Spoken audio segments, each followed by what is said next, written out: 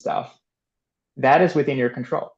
What you focus on at a given moment with your attention is within your control. Who you associate with, who you connect to, and how you connect to them, largely within your control, maybe within reason, but those things are important. How you move your body, do you move your body? What you believe, what you profess, those things are within your control. And within that sphere of things that are within our control, um, all of those things that I just mentioned are associated with better coping during times of stress. Engaging in those practices around purpose, spirituality, physical activity, reframing your challenges, facing your fears, uh, and they're each chapters in the book. And there's plenty of things in your life that you can't control, like you can't control losing your job or how much work you have or um, what other constraints that you might have, but you can control a number of things that are very important for your well-being. I think people lose sight of that. Um, I guess I wanted to talk a little bit about that framework. Like when we're talking about resilience, one of the things I liked about the book is at the very beginning where it says you can't develop resilience without hardship. Mm-hmm. So then sometimes when we're talking about practicing resilience or developing it, I think of like the people on Facebook who are like, I wanted my kids to learn grit, so I, you know, put them in the jungle and left them there, And I'm always like, what's wrong with you? Are you okay? Like, are you talking about like learning the practices? Because when we've asked people that are healthcare workers, the people who are burned out but do well with their mental health scores tend to be people who have a lot of like a therapy background. Mm-hmm. Um, so when you're talking about developing resilience, what does that mean? Exactly. Like when you're like there were a lot of ideas in each book, Yeah. but not like a checklist that I could easily put on my fridge. I wish things were so simple. Right? Maybe they will be. Next book. Like you got to ramp up the stress. Well, I guess the point being you're resilient to something. I mean, you talked about raising kids. Yeah, dropping your kids in the wilderness and picking them up 5 days later, probably not a good idea, especially if it's like a 5-year-old. Like Although if you're tempted, we probably, get it. yeah, probably child abuse. Um, but exposing kids to, for example, team sports where there is a win and a loss at the end of the game, a good example of coping with things not going your way, learning skills to manage setbacks, like kids riding the bike. Like, what do parents do when the kid falls off the bike for the first time? Do they say, looks like you've had enough of that, let's go inside? Or do they say, all right, well, let's like dust yourself off, you're not really, bleeding, you're okay, get back on, let's try it again? What do they do? And that kind of encouragement of like, okay, well, setbacks are going to happen in life, big and small. Um, and we can tolerate them. We can learn how to manage them together. You are not alone in that. And eventually, what happens is that children internalize all of those things and lean on like a memory of that or lean on that learning when they face challenges as adults. So accompanying your children through and to some extent not purposely sheltering them from some degree of setback or some degree of confronting failure, right? Like even some of the Navy SEALs that we interviewed say that they go through what they call gut check experiences, which is they push themselves to do a task that they are physically incapable of doing to learn from and face that failure. Oh, that's interesting. One of the guys we interviewed climbed Everest, actually was unsuccessful the first time, but eventually did it. Um, but those experiences are humbling and it forces you to confront life's limitations. Right. And you could be whiny, you could stomp your feet, you could blame other people, or you could figure out how to cope with it, how to manage those emotions, because You could do both. those, yeah, sure. Those little moments add up. Those little parenting moments add up to an adult who can manage adversity versus an adult who can't and might be prone to blaming others or what we call externalizing, Hmm. acting out. And that's just such interesting comments about failure because I think a lot of how you see people handle failure is it's seen as a setback, it's seen as Mhm, unacceptable to fail, especially in healthcare. Those mhm, perspectives do seem to be mhm, proliferative versus a different perspective of failure being an important part of how we learn, grow, and become eventually mhm. successful, and even a beneficial part of our own personal growth and how we do better in the future.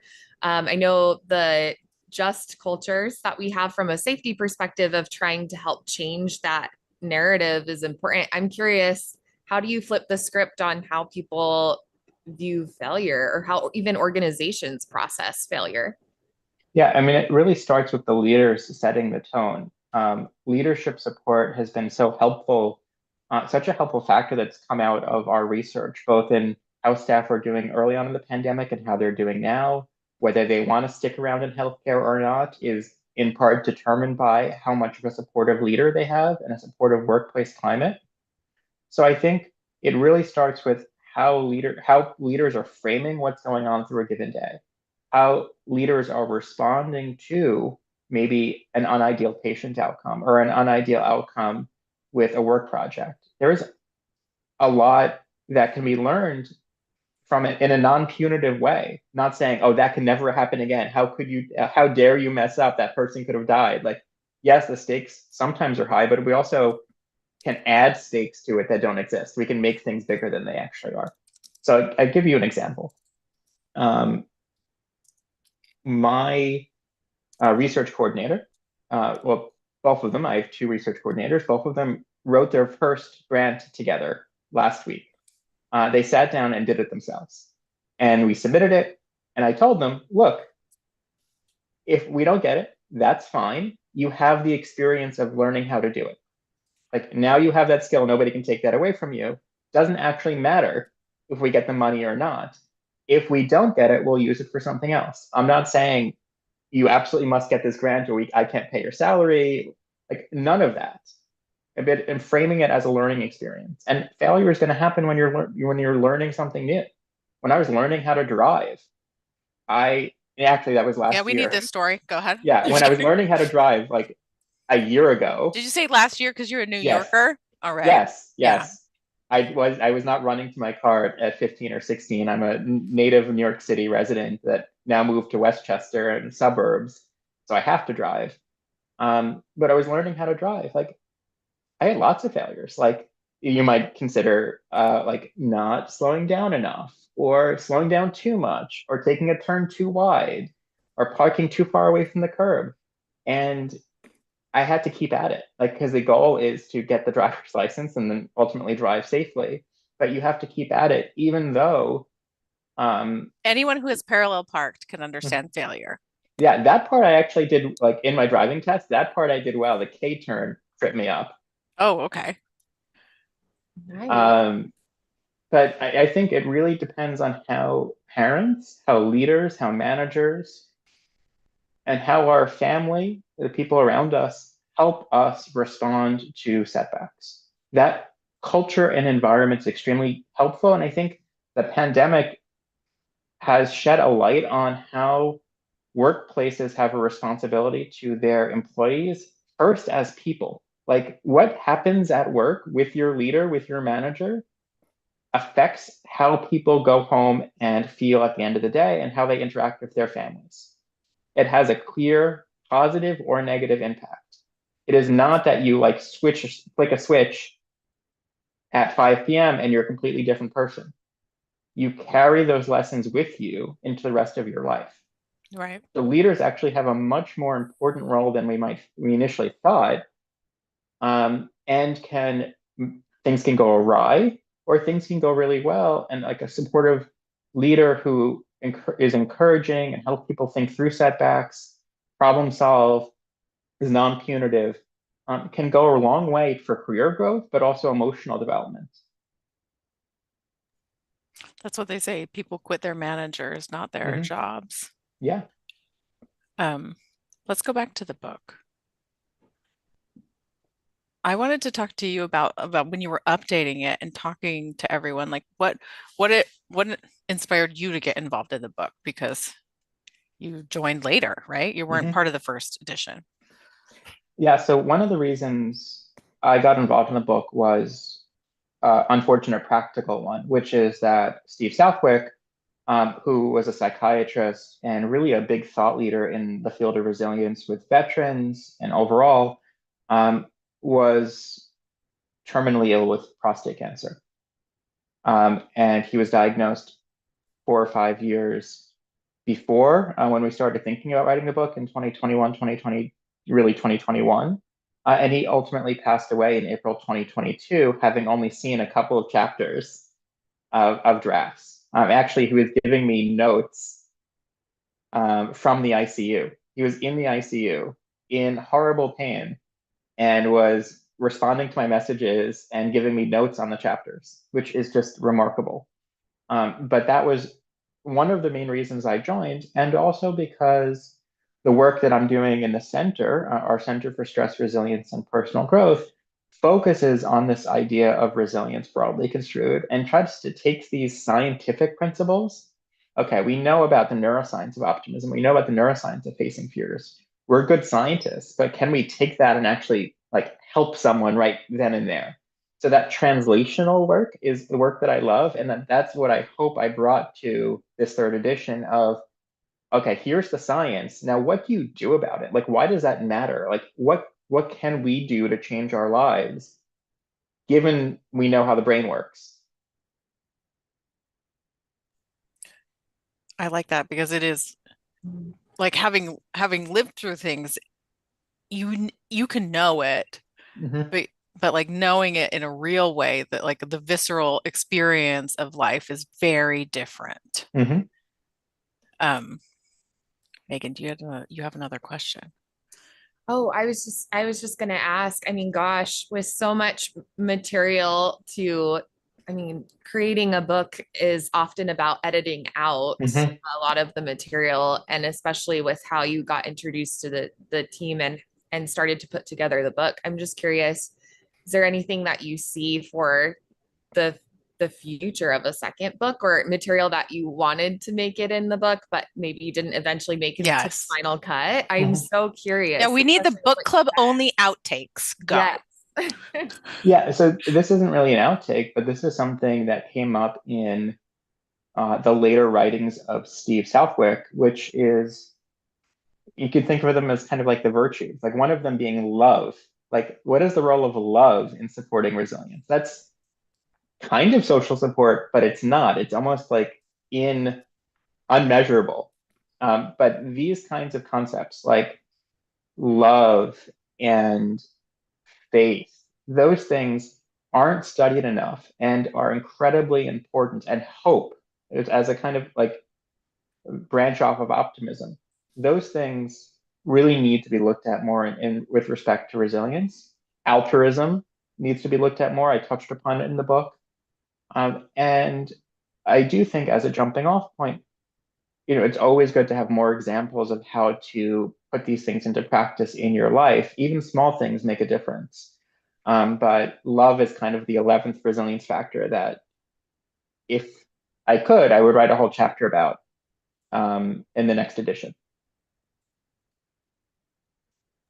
That feels incredibly powerful and powerful to say, because it's like, how do you study love? How do you Mhm. understand what is love, what's not? I mean, what are the surrogate markers for that? I can see how that would be incredibly difficult to approach, but still so incredibly important.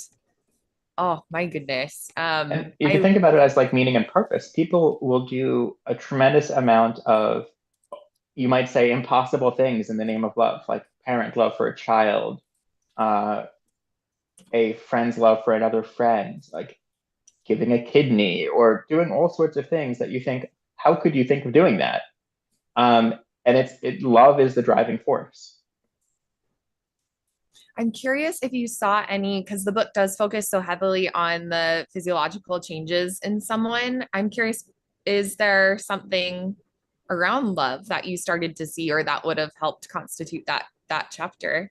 Yeah, I think we don't quite know yet. That literature is just beginning to come out. Certainly there, in terms of like maternal and paternal bonding, there's hormones, molecules like oxytocin, and vasopressin that are involved in that pair bonding experience. There are all sorts of things that underpin this sense of connecting to something outside of your own headspace, like connecting to something greater. We call that the default mode network is implicated in those kinds of experiences. Um, but we really do need to understand more. I can give it just a brief example of how some of this comes into play. It's not exactly love, but I think I touch upon this in the book.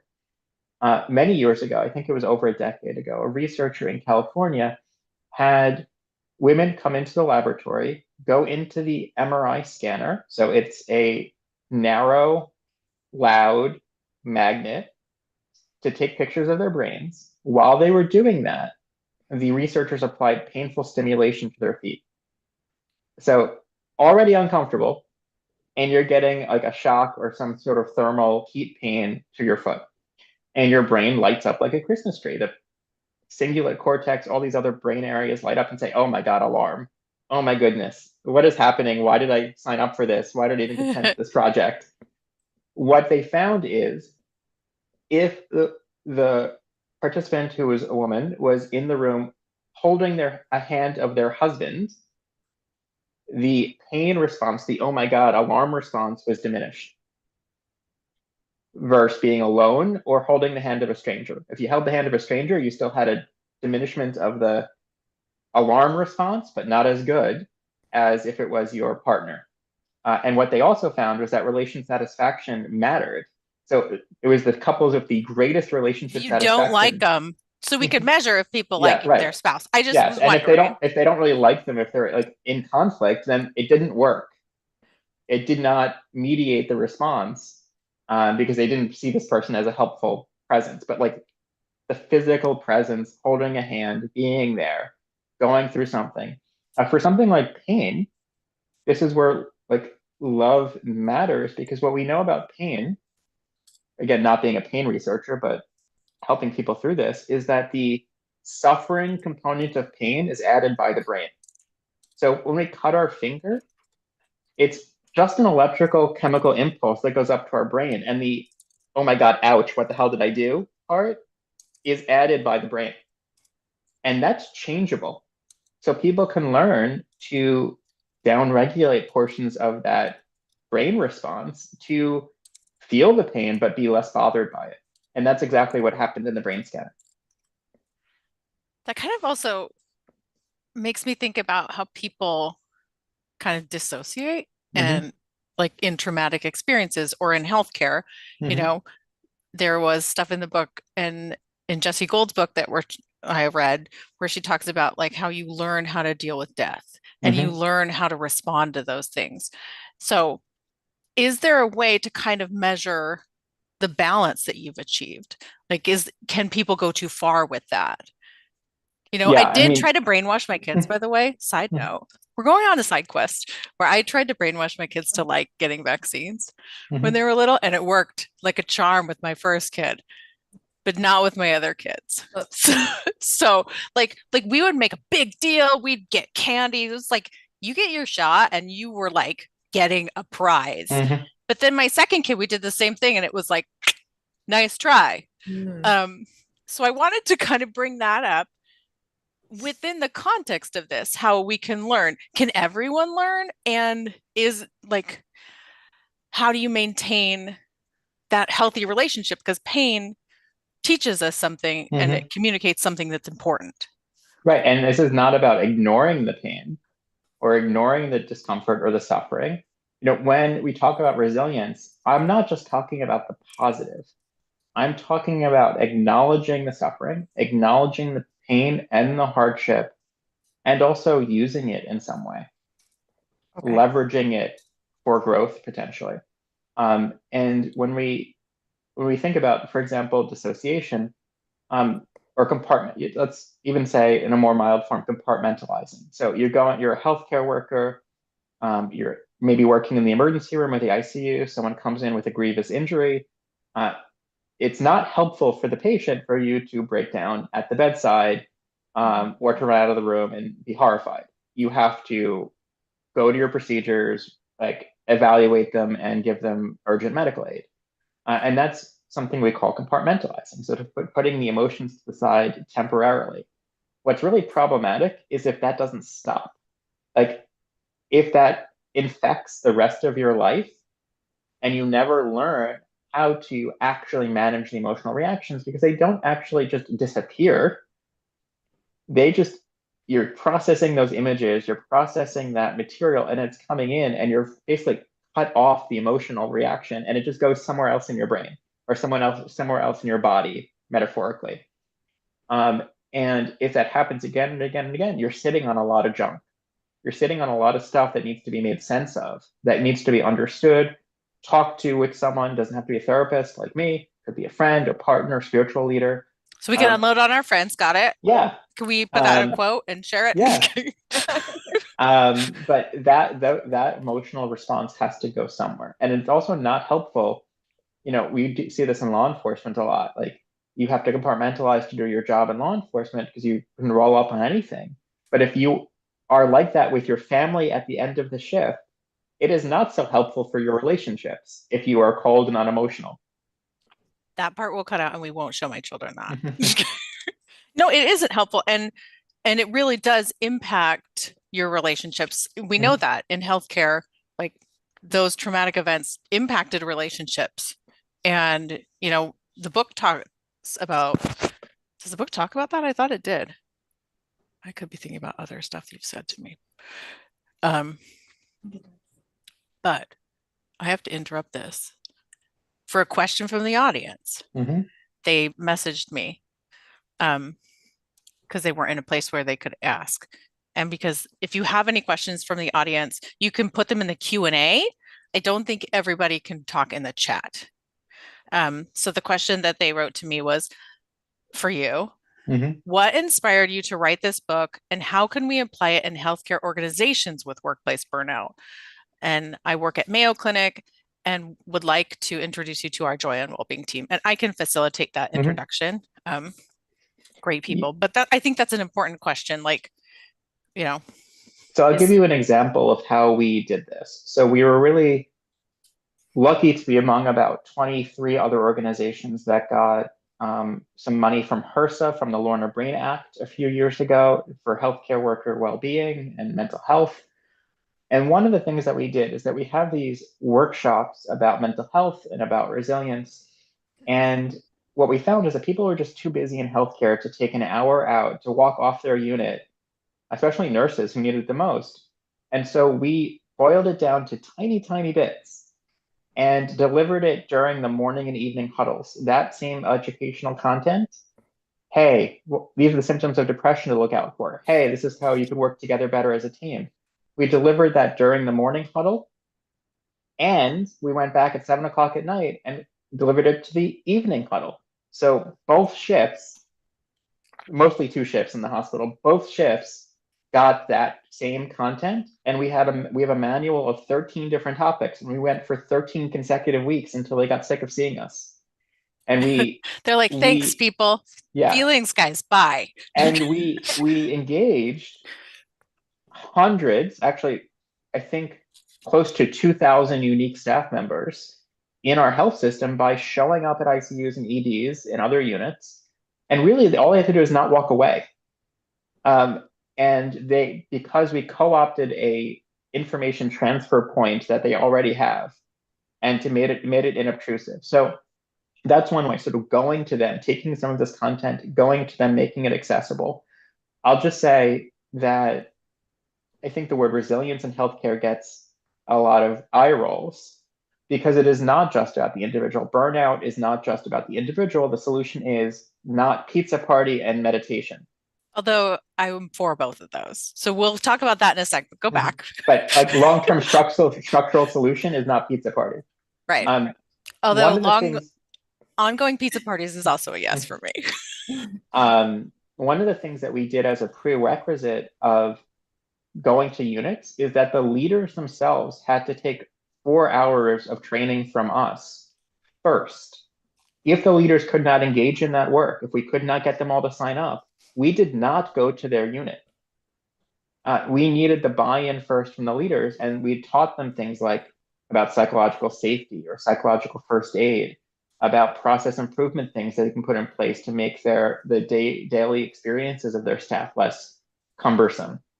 So I think when we think about burnout, and my colleague John Ripp at Mount Sinai is our chief wellness officer and does a lot of work on burnout. There are a lot of structural factors, and there are some individual and group level, team level factors. We're working a bit in that space, and we need to acknowledge that like a good chunk of other contributors need to be addressed to impact the lives of our staff. I don't want to see myself as like a corner man in a boxing match, pushing somebody back into a ring after patching them up. We do need to make structural changes, and there's a lot of work in AI, as you know, at Mount Sinai, automating note taking to take that burden off clinicians. There's been workflows put in place at Sinai around patient messaging in electronic medical record systems, making that less burdensome. All of those things make a difference. All of those things add up, plus making sure that staff, if they need it, can access behavioral health care confidentially. If staff need information about how their teams can work more adaptively together, having access to that information. So all of that is like a combined package, and it can't just be one thing. It has to be structural, team, and individual level changes to actually affect long-term change. In terms of moving the needle on burnout. You have to address it as a whole package. You can't just do one piece and say mission accomplished. You can't just offer the pizza party or the mindfulness and say, okay, we've addressed the burnout problem. Let's measure it next year. And oh, sorry, whoops, it's gone up or it's stayed the same. I guess we should. Or they're just think you got to hire happier people. Yeah, you got to hire happier people. Right. But I've heard that, But I think, yes, there's some grumpy people out there, but there are work environments that will chew up and spit out most people. Right. And if you're just like firing and hiring, you're not changing the work environment that has taken someone, broken them down, and caused them to quit. Right. It's like not removing the nail that you've put in. I think about that in a few times because during the pandemic, one of the big things that we got approached for were really practical things like physicians and healthcare workers who were worried about their children and they couldn't work because of lack of childcare. Like we did grants, but I also think about when we get in these, like that was one thing where people needed real practical help. And a lot of the time when we interact it within our communities, people don't realize that the things that you might need are like a meal.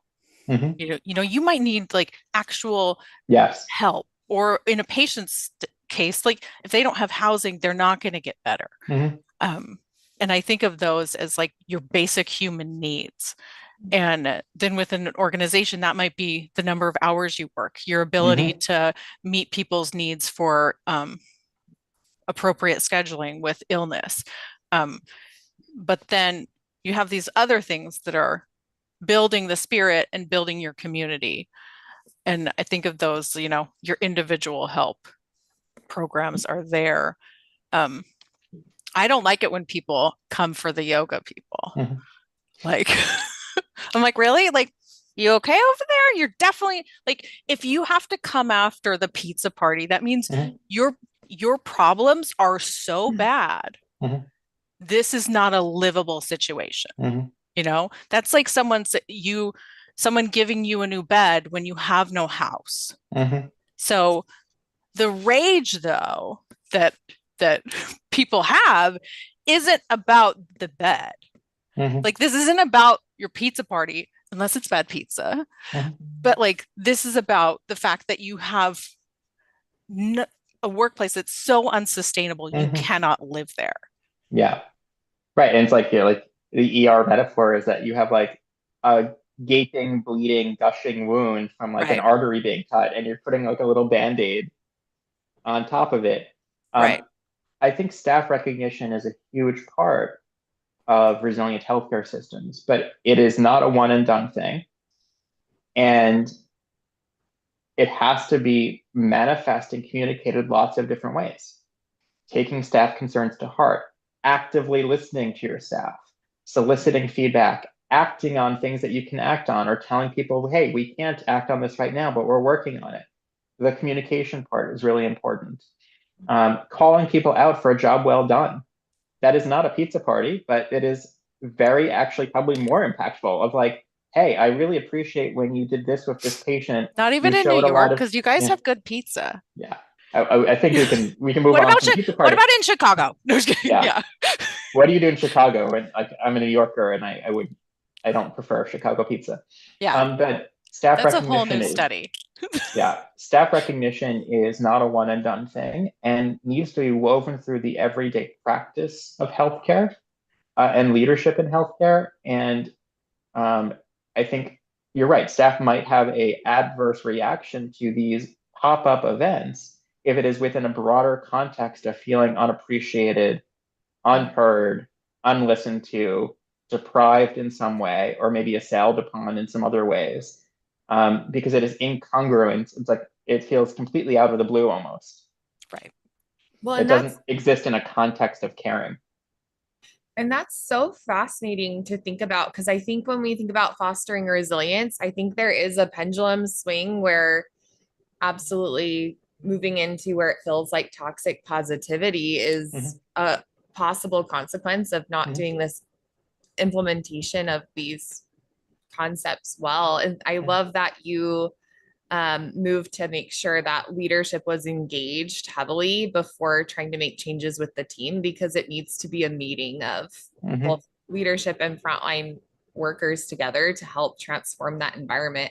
What would you recommend to help minimize the risk of toxic positivity further? Because I think that's a real risk we run when trying to introduce these concepts, and maybe the implementation not hitting well. Yeah, so one of the, I think, definitional aspects of toxic positivity is that it essentially paints an overly rosy picture. It's unrealistic, and it ignores the challenges. So I think leaders who talk plainly, hey, we're going through tough financial times in the institution. Hey, I know we're understaffed. We're working on it. I hear those concerns, and here are the steps I'm taking. And we also, by the way, still need to be taking care of our patients, even in this environment, which is not ideal. And here's how I think we can do that and work together and not be at each other's throats while we do that. Like you have to, like, you can talk about a balance. That was just like a minute of like or 30 seconds of example, but it has to be a balance. And it communicates, hey, I listen to you. Hey, I actually see these challenges. I'm not ignoring them. I'm working on them to the best of my ability, and we still have a mission. Right. I like it's that. not but. That's the other thing we teach leaders, and I teach my patients too, like replacing the word but with the word and. It's like, I hear you, but that kind of invalidates what came before. So like, I hear you and is balancing two things. Balancing the limitations of the present environment. Life has limitations, and doesn't change that we have to take care of patients or do this job or have a task or have a mission. And that we're in it together. I mean, I think that's something to communicate too. Like toxic positivity might communicate, like, I'm not really existing on the same plane as you. Like, I'm not seeing what you're seeing. I'm glossing over it, or I'm minimizing it too much. Right. But talking plainly, acknowledging the challenges, acknowledging ways forward, meets staff where they're at, makes them feel heard, and makes it seem like the leader is engaged. And certainly, like, having a leader, I mean, this is like basic management, but having a leader who walks the halls, takes care of a patient every now and then, goes through those same process, learns the clunky processes of like what gets in the way of patient care. Like if the leader actually has to do it themselves, they might be more motivated to change it, or they might recognize that things are a problem and have access to ways to change it. but also that it shows that they can roll up their sleeves and stay connected to the work and it's not above them. Yeah, I like that. I wanted to talk about something with the book, and maybe this is a little bit of a pivot from talking about, some of this, like be where people are at. Um, the book has all these chapters and like with discrete stories. Mhm. Is there a way that you would recommend when people are reading it to like put those, like should do the stories stack, or like is there a step-by-step way to look at the chapters like that you would recommend? Like if people are using this book to like learn Mhm. resilience. Yeah, what I would recommend is different things will resonate with different people, but if you are not a spiritual or religious person, do not ignore that chapter. Like there might be something you could take away from that. And also in the stories, we kind of put artificial distinctions in some ways between the different factors, right? Like if spirituality and meaning and purpose are very conceptually similar. Uh, Reframing challenges and facing fears are conceptually similar. So when you read a story of somebody facing fear, you will be able to like probably underline, and they also did this, and I could see elements of this and this other thing too. It's everything is related. Mm-hmm. Um, it's kind of like all roads lead to Rome. And some people are really good at some things. Some people are really not so good at others, and they can build it up over time. That makes sense.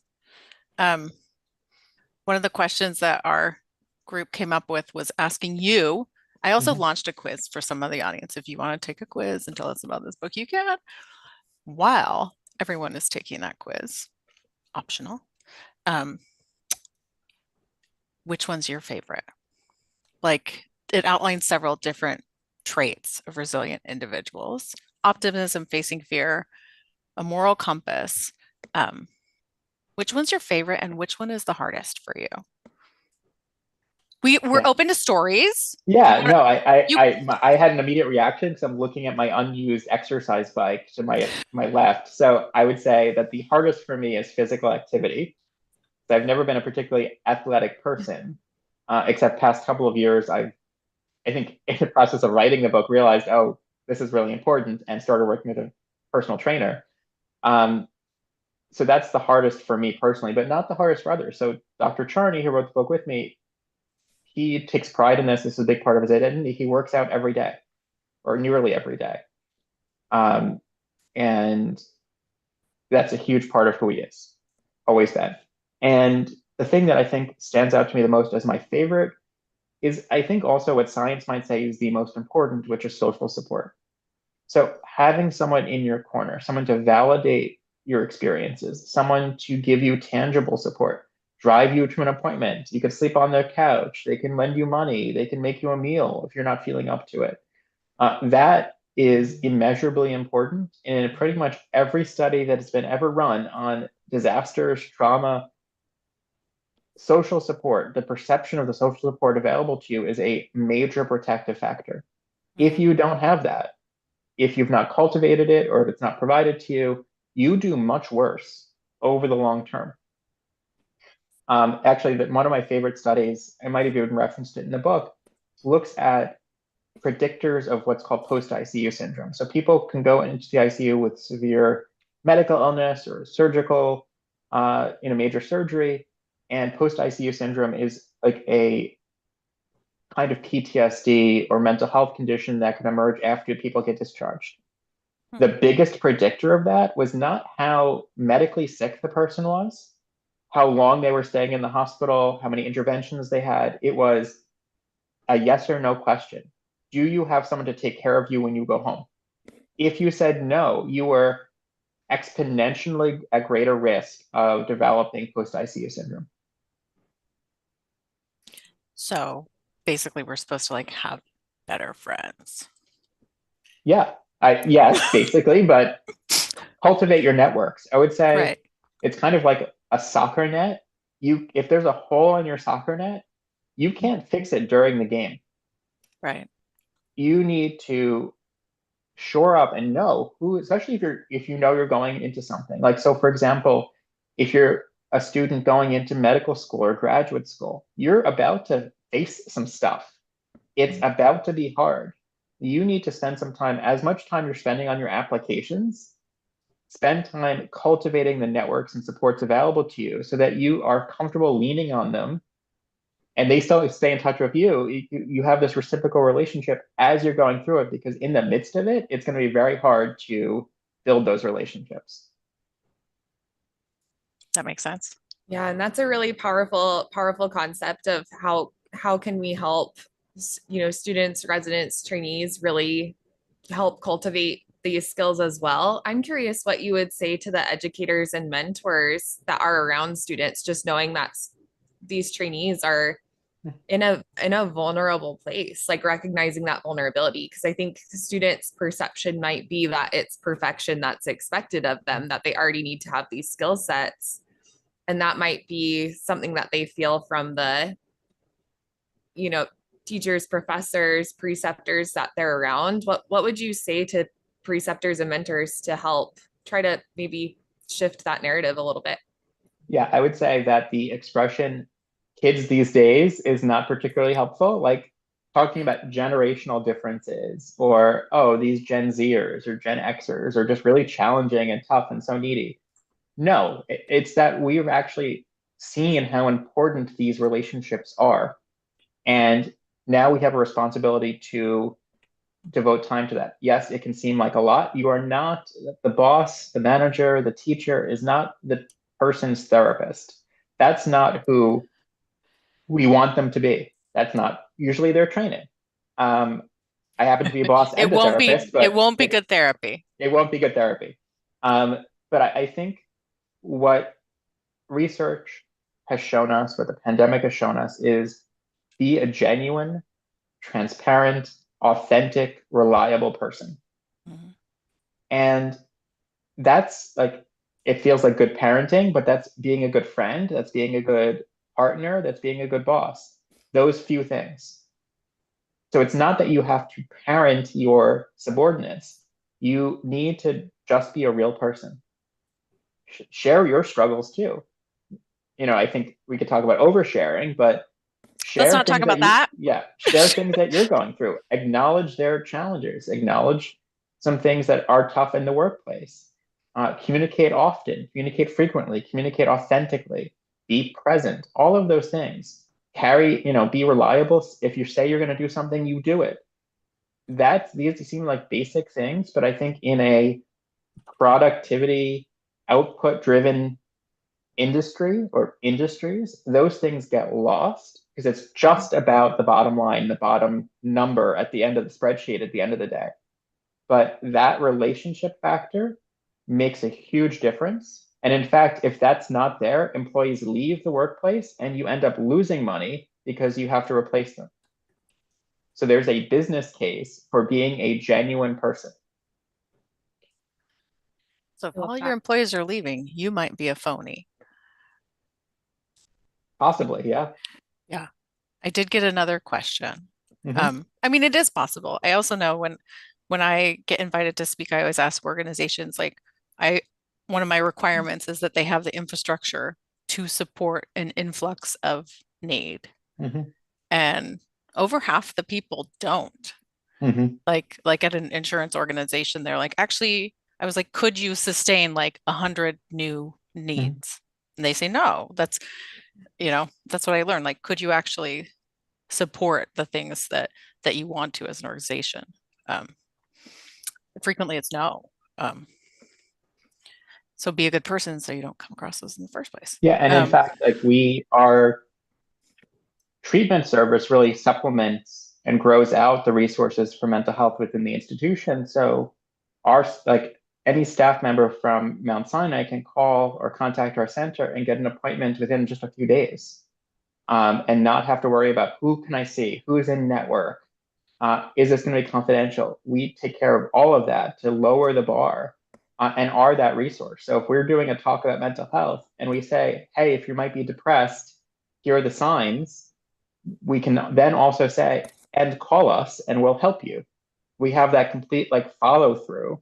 And so that person might then, at the end of their day or the next week or a month later, call us and we can take care of them. But we've helped them to identify a need by bringing it to their attention and provided that resource to address that need very effectively. That's really nice. Like, I think a lot of people would want that, like across the US, like people that I've talked to. Mhm. Here's a question from our people. And there are a lot of people here at the book club who haven't read the book yet. So I wanted to give you that context too. It says, I'd like for accreditation organizations to audit organizational resilience, especially in healthcare, and hold them accountable. Mhm. Like, how can organization, like, do you guys do that? Yeah, so I would say, first off, if we're thinking about resilience in healthcare workers, the way it's typically measured is something called the Connor-Davidson Resilience Scale. It asks people if they can bounce back from challenges or adapt to new situations. And guess what? Lots of healthcare workers say yes to both of those things and have pretty high scores on resilience measures. So really, like, and I agree with Jesse Gold, healthcare workers don't necessarily have a resilience deficit. Right. They have a They're lot able to of, handle a lot of crap. but they also they have a lot of crap they're going through. Right. They can handle it day to day. It affects them at home.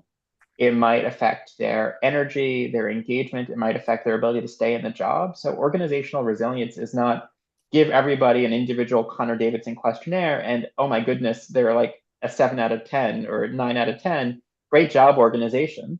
Because healthcare workers or a lot of people in like, Navy SEALs, like people doing high intensity jobs, by nature of having that job, you have to adapt to challenges.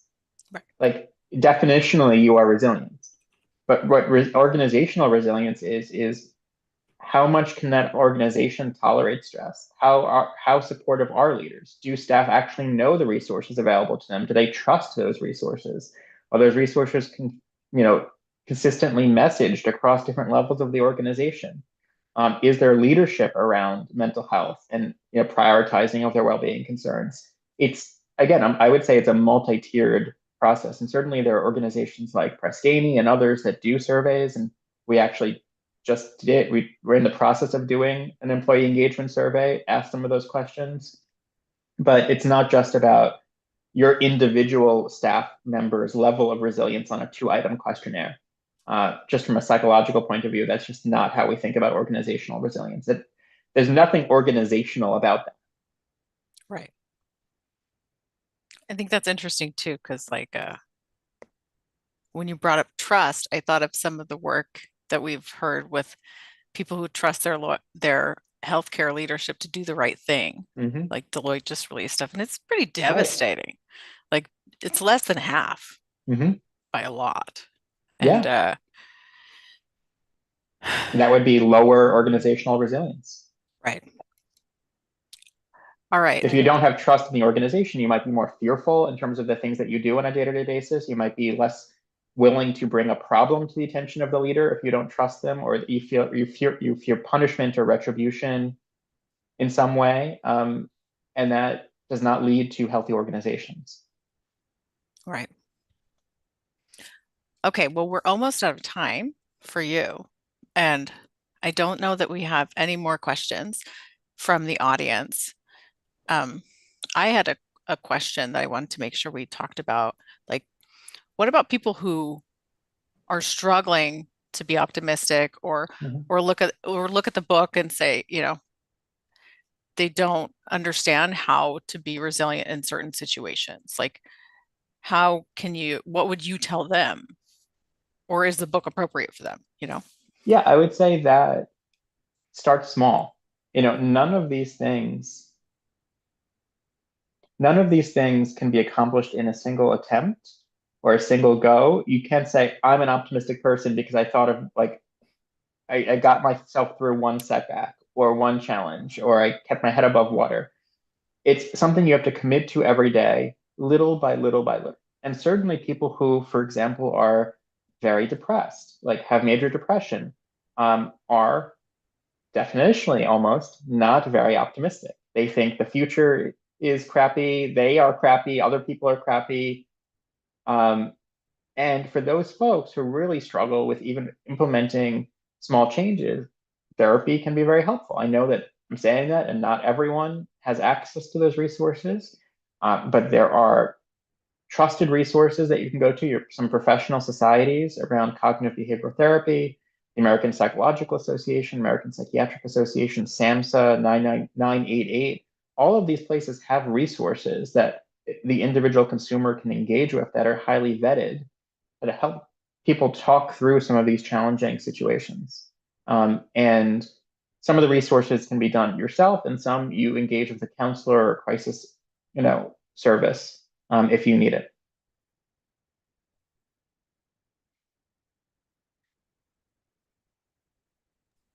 That makes sense.